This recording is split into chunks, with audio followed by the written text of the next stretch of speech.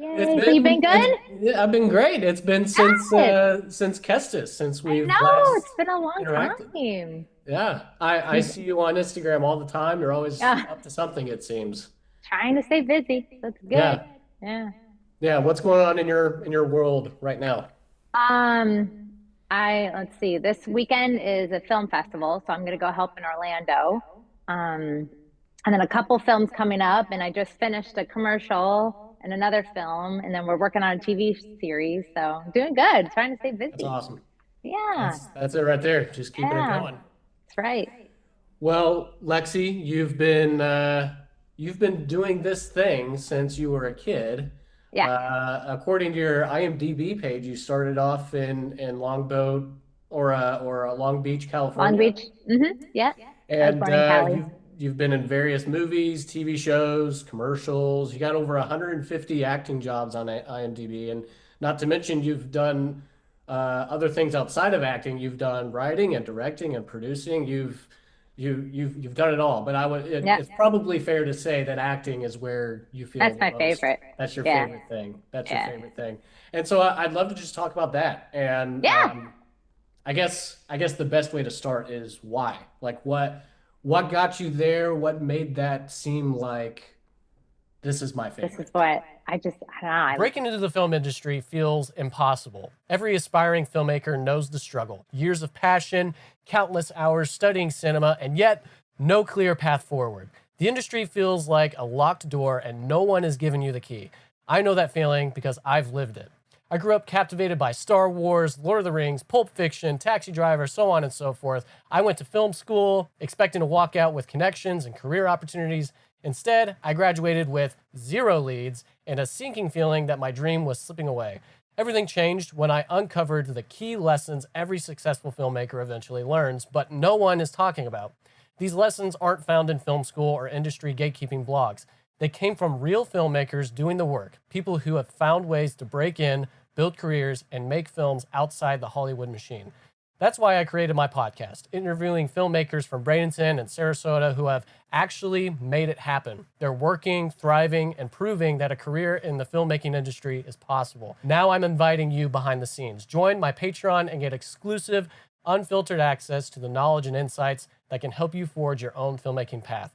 Full-length, uncut podcast interviews are available with working filmmakers sharing their real experiences, struggles, and successes.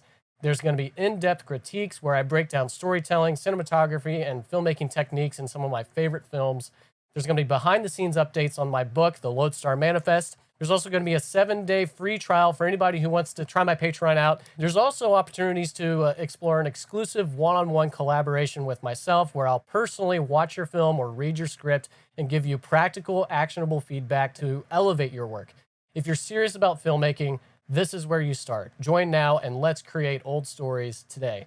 Go to patreon.com/Zach Golden. It's funny when you're like a little kid, you don't really remember being like five. But for me, I can vividly remember being on a movie set. Mm. Like I remember being on Jingle All the Way and being on Santa with Muscles and being on the John Larroquette show. And like I can still like remember those sets, which is crazy to me. But Wow. I love it. I feel like it's my happy place. Like I go Yeah. to set to be happy. Wow. Yeah, It's I yeah. can't imagine forgetting a childhood like that. Yeah. That's a gift. That's a real Yeah. gift. I love that. Okay, so you develop this incredible childhood memory, um, and I'm sure as you grow older, you probably start to become more aware of the techniques and the different approaches to how to interpret a script. hmm And so I imagine there have been films or there's been actors or actresses that have really resonated with you that you keep going back to when you're reading a script and thinking, okay, how can I bring myself to the table here? Have there been Yeah. actors that have influenced you and taught you things through their work? Yeah. Well, I love Julia Roberts. She's always been my favorite. People say I look like her. So I don't know. She's been one of my favorites. She's very classy. to me, Julia Roberts is a very classy, you know, like she's just, you know, she doesn't have to get naked. She doesn't have, you know what I mean? All her roles, she's just very precise. And that's how I see myself. I like to be classy. So I strive to be like that, you know, to not, don't, she doesn't stray away from her morals or values for roles, you know, and that's why, and that's what, who I look up to be, you know, like and stay it's true to interesting. yourself. Yeah, and it's You interesting you say that because I think that is a huge dynamic that unfortunately exists Yeah, in it that does. industry. And I would love to, because I imagine there's times where you could have had um, opportunities to walk through certain doors or to get certain, opportunities for higher end jobs. Um, but it comes to that point where you're sort of in conflict of morality and you Yeah. know what achieving your dreams. And so Yeah. I would love to hear you dive a little deeper into that. As long as you're comfortable with that, I'd love to hear Yeah. your stance on the balancing act between, hey, this is my dream, but I also have standards. Yeah. How does an You actor or an just, actress, I think this is more of an actress issue. this is, yeah, Um, you, to me, I mean, how do you balance that? you just have to stay strong, you know, for like, you have to be a strong-willed person. And it's okay. I tell people it's okay to say no. Mm, You know, you have to say no to me. And it's funny, I was just saying to my friend this year, I've said a no to a lot of projects and I usually don't, but I'm starting to be like, okay, this is, you have to set that standard. You know, this is what I see myself. And it's okay to say no. Just because one project isn't meant for you, you know, there are others that are for you, you mm, know? So, and yeah, never stray away from your morals and your values. You yeah. know, I And- mean, never like just, yeah. yeah, I don't know. It's very important because it is a tough industry, and a lot of women will just say yes and just do whatever. And to me, I just no, I don't know. I'm a very strong-willed person, so for me, it's easy to just say no. I'm sorry, I'm not going to do that. Yeah. You know, or be put in situations like, hey, will you do this on camera? Or don't worry, you're not actually doing it. It's just looking like it. And I'm like, no, I still to me, I'm not going to do it. You know, Mm, you just got to stay strong. And I've had a lot of things, you know, happen where I've learned and I've grown and I've seen what other people can do to you, you know. So yeah, yeah. it's a tough industry, but you just got to stay true to who you are and just, you know, don't be afraid to say no. Yeah. No. Wow. Yeah, I mean that's Or, beast. That's beast right there. And it reminds me yeah. of a conversation I had with Rachel DeBicaro. Yeah, I Um, love her. yeah, she's great. I love We her. were just sort of talking about uh, the the freedom that people don't expect to have and their ability to say no, Yeah. because there's this picture that's painted that says if you say no to this project, you could be like it's game over. That's it. You're done. Blacklisted. Yeah. And it's just not true. No. That your reputation is developed project to project. And as long as you're Yeah. building relationships and you're nice to people and you're listening and you're having Yeah. conversations, like there will always be another job. A- Exactly. And that is entirely dependent on how you treat other people Yep. and how hard you work. Exactly. And I think unfortunately there is this lie that if you say no, then it's game over. And a lot of people have done a lot of things that they regret because they don't know that they can say no. Oh, yeah. That's it's It's unfortunate. And this other aspect of acting that's a bit more on the positive side is the dynamics of the audition mhm. because that at I've done a little bit of acting here and there. I've never actually auditioned before, but I've had a lot of conversations with people who have, and there's this real interesting um, dynamic that takes place depending on where they are from a maturity perspective, how Yep. they feel about auditioning, what their attitude is like going into an audition. And so I'd love to hear from you, being someone who's been doing this for so long. I wanted to ask you, what was your approach to auditioning for a role in your Yeah. younger years compared to today? So, well, it's nice today because back then everything was in person, especially in California. A Mm, lot of them are they're in person, but here it's nice today because everything's self-tape. mm, As long as you have the nice setup behind you, you just self-tape at home.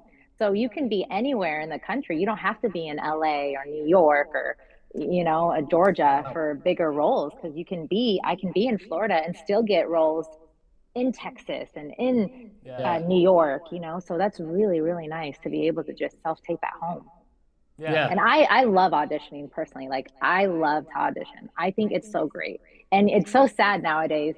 There's so many films that are pay to play, that word. And Mhm. I don't like that. I like, hey, if you give me $1,000, I'll give you a part.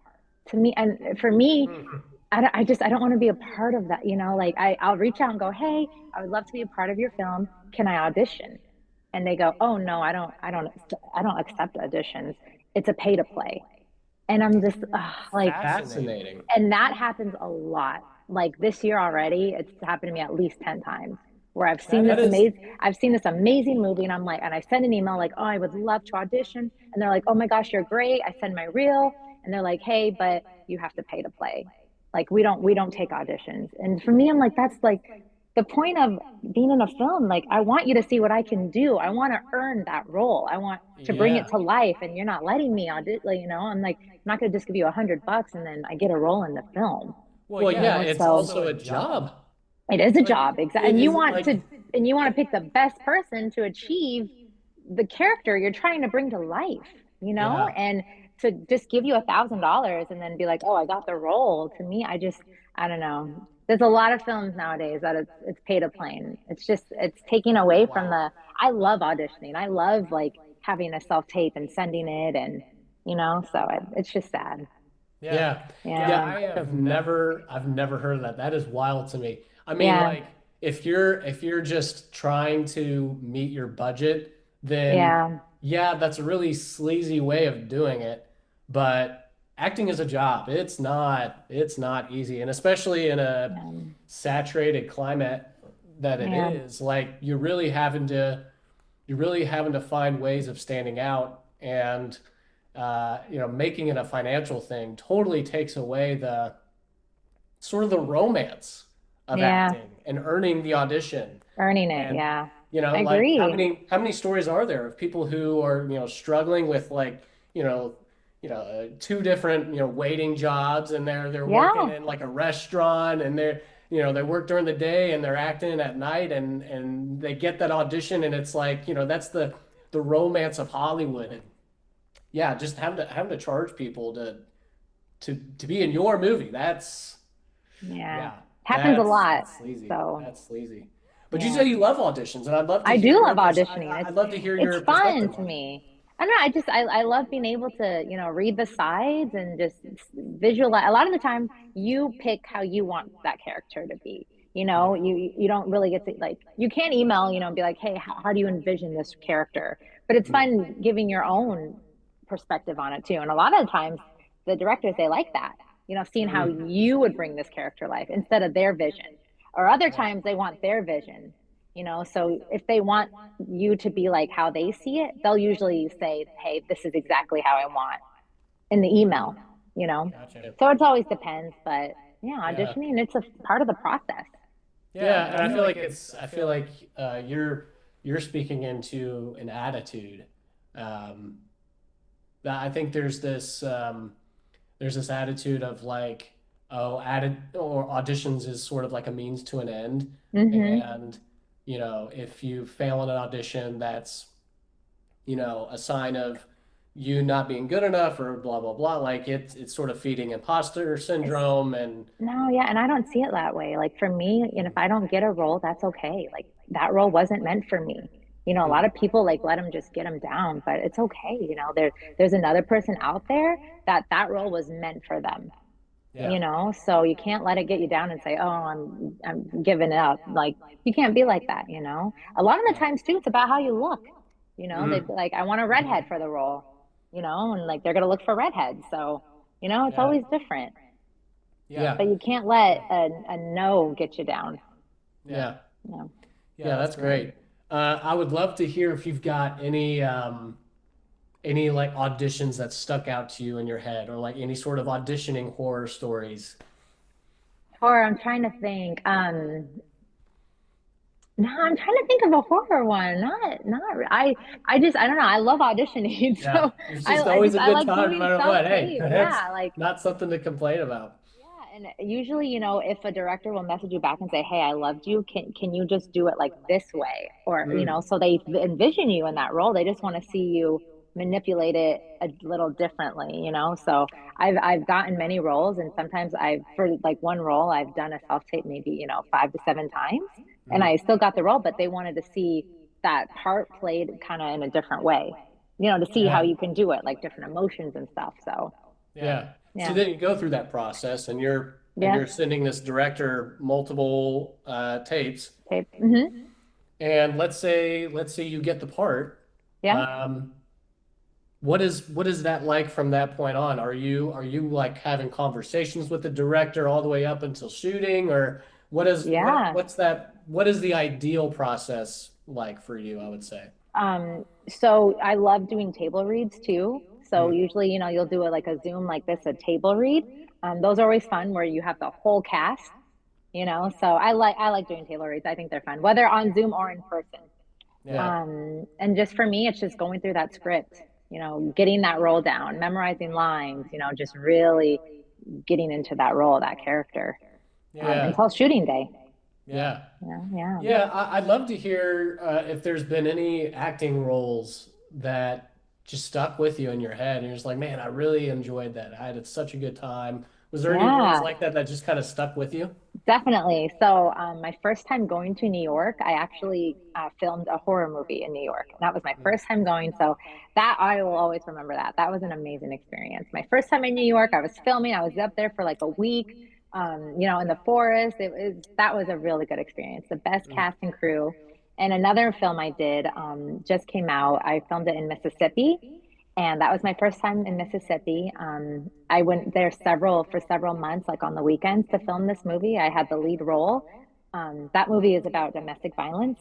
So mm. to me, Wow. it was a very, very emotional movie. It was a strong film. I like doing roles that like have meaning, like domestic violence or topics that are happening in real life that people don't want to think or talk about. Mm, So mm. that movie was very memorable to me too. Wow. That was that was a tough role to play, but we did it and we filmed it, and it was an incredible movie. And yeah, it's Yeah. just bringing that to life it was fun to put myself in that role. And yeah, and I've played that role before, the victim of a domestic violence. So Mhm. that was about my third time playing that role. So Interesting. yeah, hmm yeah, Do that was. do you experience a sort of typecasting? Yeah, Uh, I definitely get typecasted for certain roles and certain things, definitely. yeah. It's funny how headshots, if you just take, I started to take a headshot with glasses because, I got a lot of, like prostitute roles, the girl next Mm, door, roles like that. So I mhm. took headshots with my glasses, and then I started getting, like nurse roles, doctors, attorneys. So it's crazy how just one headshot can change like how people envision you, That's That's you know? fascinating. I fascinating. I would would love love for for you you to to hmm speak speak more more Yeah. into that because I think that's something It's I've important to have never. different headshots. Yeah, Yeah. speak more to that, please. Yeah. So, I mean, headshots are amazing. And that's when you're first starting out in acting, you definitely want headshots. So, even just taking a different type, like a serious face versus happy versus, like you could look like the girl next door. And then once I put glasses on, I look like an attorney. So, depending on Hmm. the role, I'll send that type of headshot, or nurse scrubs or doctor scrubs, because I have scrubs. So, and I'll even say that, hey, I have my own scrubs, so it's really important to take those different types of headshots. So if they're looking for like a sexier, head mob boss, bad girl role, I'll send that type of headshot versus like one with glasses. Wow. So Yeah. Yeah, I've never thought of that. That is so cool. headshots are very important. Yeah. Yeah. Yeah. Yeah, that's great. So I'd love to hear your thoughts on directors and Yeah, working on a film set. You're gonna be interacting with a director at one point or yeah. another. Some directors like to be really deep and intimate and giving you Mm-hmm. tons of notes and thoughts and things to work with, Yep. and others are just sort of like, "Hey, I gave you the script. Do what you want. Yeah. Do your job. That's what I Yeah. paid you for." I'd love Yep. to hear your thoughts on what you like to Yeah. see in a director. So yeah, no, I love working with different directors. I've worked with both. I've worked with kinds that are like, here's the script, change whatever you want, do whatever you want. And I've worked with, this is the script. You cannot change not one word. This is how I want it to be, So I've worked with both. So for me, when I'm like reading through a script, if I can't like memorize something or if something doesn't come out naturally, Mm, I want it like I have to change it. To me, like I'm like, hey, someone wouldn't say that, mhm, like this is how I would say it. And I usually will ask, like, are you okay if I change it or if this is okay? And most of the time they're like, yeah, just say whatever you want, whatever comes out, because you want it to be natural and you want it to look mhm, real. So, mhm, changing something to make it be more natural. I like working with directors like that because they give you a little more like improv and freedom. yeah. But I've worked with directors before that was been like, nope, this is the script, this is how I want it. And I've been on sets where that like I have a monologue and I'm going through the monologue, it has to be word for word. And like instead of like I change it a little bit and they've stopped me and been like, nope, messed up, start over. So I know Yeah. that was tough. But I don't know, for me it's I don't know. I like being able to have that improv and like being able Mhm, to, if I want to like change something up a little bit, as long as you still get to the point, as long yeah. as you're not changing like the story or what the writer and the director want. Yeah. Um, yeah, Yeah. that's No, important. that makes sense. Yeah. How have you developed a sort of technique for memorizing Yeah. monologues or things like Repetition, that? repetition, over, Repetition. over, over. And for me, it helps when I have someone to help me read lines. Mm. Having that back and forth really helps me, but just repetition over and over again. Are you finding Yeah. people to read lines with like on set, or do you have like a go-to person that you reach out to? No, just anyone really, but yeah, it's nice too when you have your actors, and you're able to, usually when I get to set and I'm like, hey, before our scene, can we go over lines? And I've never had someone say no, everyone's like, yeah, Mm. let's do it, and just going over the lines. So you can get a feel. Also doing Zoom calls is nice too Yeah. with actors. Yeah. Yeah. Yeah. That's great. Yeah. So we're going to talk a bit more about successful auditions, Okay. whatever that means. Yeah. But first, we're going to cut the tape because it's Patreon members from here on out. I want to thank Wesley Hamilton, Rachel DeBicaro, Felix Arroyo, Eden Wilbanks, Kendrew Lee, and Andrew White for being part of the Gen 1 family and supporting me on Patreon. This has been The Golden Hours with Zach Golden. That's a wrap on YouTube and Spotify, and cut.